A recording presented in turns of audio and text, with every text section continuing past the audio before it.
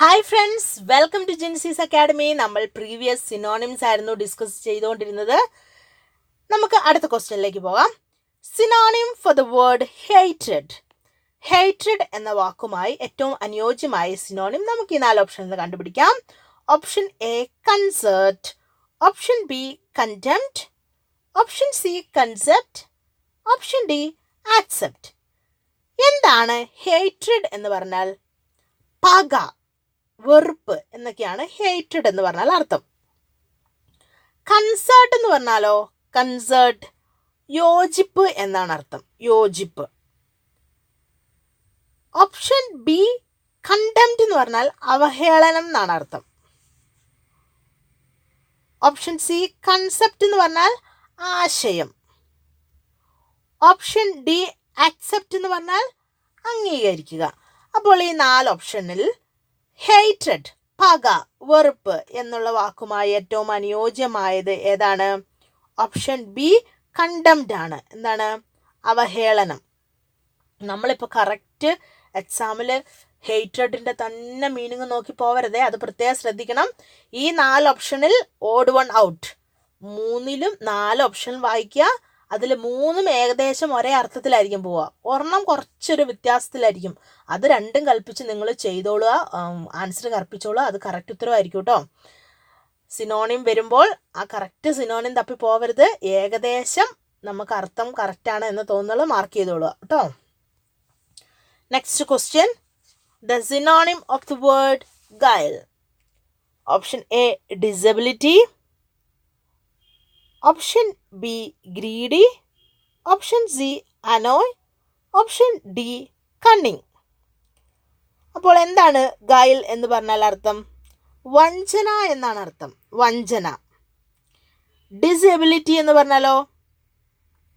എന്തെങ്കിലും ഒരു ഡിസോർഡർ, ഒരു കംപ്ലൈൻറ്റ് അല്ലെങ്കിൽ ഒരു വികലത എന്നൊക്കെ പറയും ഡിസബിലിറ്റിക്ക്.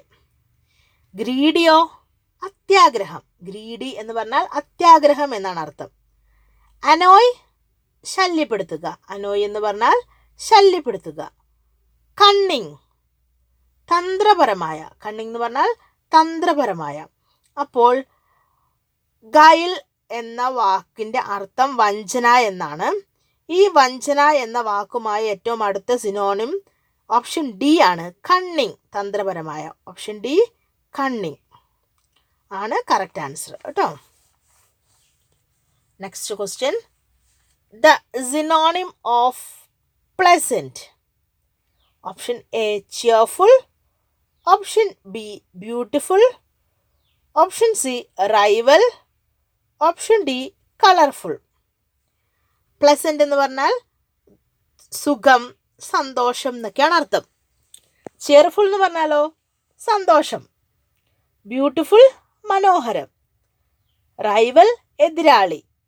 കളർഫുൾ നമുക്കറിയാം വർണ്ണാഭമായ എന്നാണ് അർത്ഥം. സോ പ്ലസൻറ്റുമായിട്ട് ഏറ്റവും അടുത്ത് നിൽക്കുന്ന സിനോണിം ഏതാണ്? Option A cheerful. Next question. A synonym for the word disgust.